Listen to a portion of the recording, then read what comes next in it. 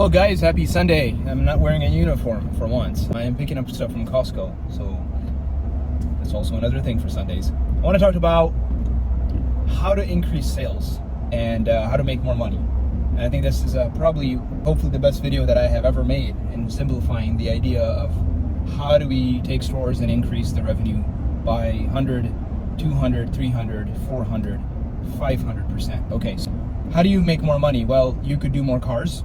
You could do more ARO, so more per car. ARO, you could do essentially, in order to increase ARO, you could do more hours per car. You could increase the amount of available hours that you have, meaning increase capacity. And if you run 60% of a 200 hours open a week shop, and all of a sudden you're open 300 hours a week, meaning if you have enough bays and you open extra 10 hours a week, and you have, say, 10 bays, it's another 100 hours of production, and you still run 60%, you're able to do more revenue. So again, more hours sold per car, more cars that you can do. You can sell more per car. You could sell more per hour. You could do a higher gross sale per hour. So you could sell more parts or raise your ELR or a combination of both.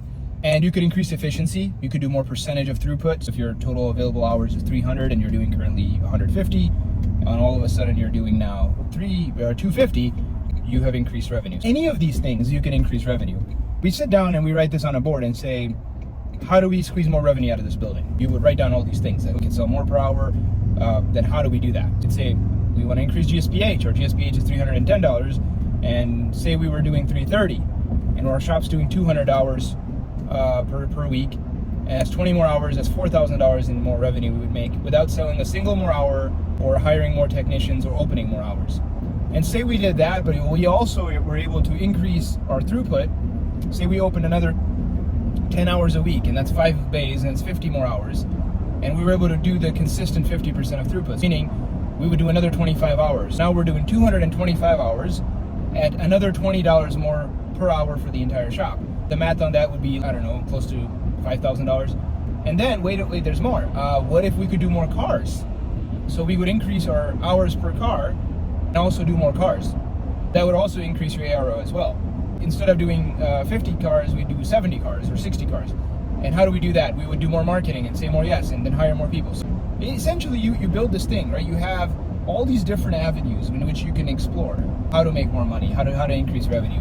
One of the experiments I would tell you to do at your store is write down what are the things we could do. Which of these do we want to chase down and see how we can make more money? Could we add a lift in one of our stores that we took a lift and moved it up and then created a flat? Well, that's pretty awesome, right? Now they have a lift and a half effectively to work in.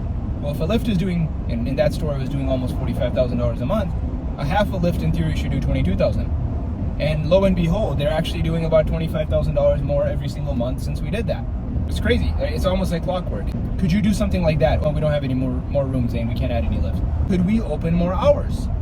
You would take your total hours you're open and then take your total sales per year average and average out what you're actually selling per hour. And let's say that number is $1,500 an hour open. So if you're open 57 hours a week and you're doing, say, $65,000, $70,000 a week, you're averaging like $1,300 an hour, say.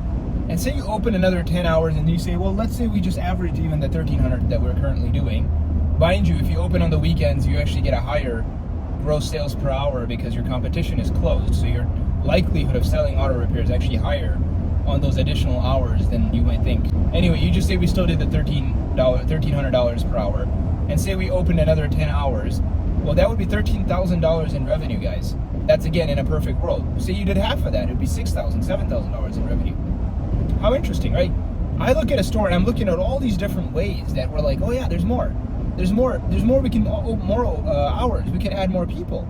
We could increase car count. We could double marketing. We know our return on marketing is, like, say, a little under 1% for every dollar we spend, right? If I do 10,000 pieces, I know that I'm getting roughly under 1% in penetration in total return on that. If I do an additional 10,000 pieces, and it gets complicated because marketing is diminishing returns, but I know that I might still get a 0.5% in penetration. So my phone's gonna ring off the hook. If my guys say yes, in theory, my car count should go up by, say, if I do 10,000 pieces, I should get 50 cars extra per month. So I get 50 cars.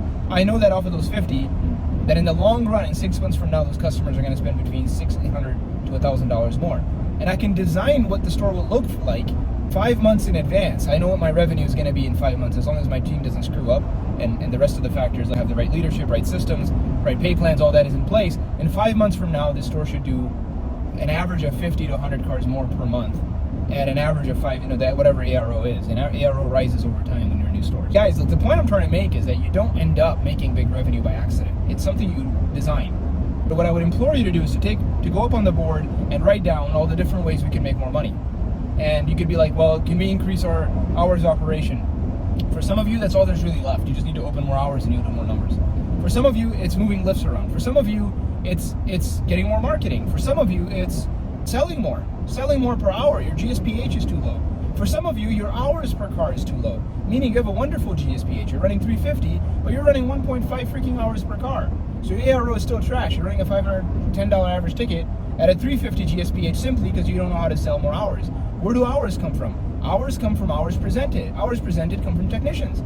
Technicians find hours. And then you pitch those hours in the way that we teach, which is run around step 1, step 2, step 3, ISO 1, ISO 2, PMI. Right? Initial, ISO 1, ISO 2, PMI. There's your home run. And you're able to do that following the circle of sales. And the circle of sales, guys, fixes two things. It fixes close ratio. We know that. Because you're able to do sales systematically. It's no longer an accident. But it also fixes your AWRO because you're able to keep pitching. If you don't follow the circle of sales, what happens is you get goose eggs. And you never even get to the full quote. And then your overall quote is low. And so is your close ratio. Fixes 2 in 1. Close ratio is 100% on the front counter. Advisors make or break close ratio. Technicians will find the hours. If your hours per car are low, or hours presented, hours found, it's because your techs aren't doing good inspections, or it's just not getting to the front fast enough, and the front isn't pitching them because they're just doing a crappy job of being able to get to the customer fast enough, and they're getting goose eggs. Finally, the biggest thing that I can tell you right now that'll fix all of this, if you want the easy hack, just don't get zero on broke cars. Do not get zero on broke cars. We've already talked about this in many other videos, which is your close ratio on broke cars should be 100%. Your close ratio on isolations should also be 100%, because these, we already know, I've been on rants about this. Broken cars should not leave broken. If they do, you should do something else for a living. That said, if you do just what I just said, you don't get 100% on isolations, your GSPH will go up, your ARO will go up, your hours per car will go up, and that whole avenue will be fixed. Then you can move on to the next. We open more hours. Should we get another lift? Should we get another building? Should we get an extension? Should we hire more guys? Should we increase marketing? Those are then with the conversations we can talk about. But the very first thing you should fix is your ARO should not be under $800. Your GSPH should not be under $340. Your hours quoted per car should not be under 5 on average. And your broke car ARO should not be under $1,300, $1,400, $1,500 minimum. And your overall ARO will come down to about $800 because half the tickets we do is oil changes. Guys, once again, ask yourselves, what can we do to increase revenue? And then write down all these things that I just talked about. And you can go back in this video and highlight the 1, 2, or 3 things that you can do. And I can tell you right now, GSPH ARO is every day you got to build that. And then the capacity of the shop we can increase, the amount of guys that work in the shop we can increase, and so on and so forth. I hope that helps, guys. Design the shop that you want. You don't do the big numbers by accident. You have to very intentionally make them happen. Thank you very much.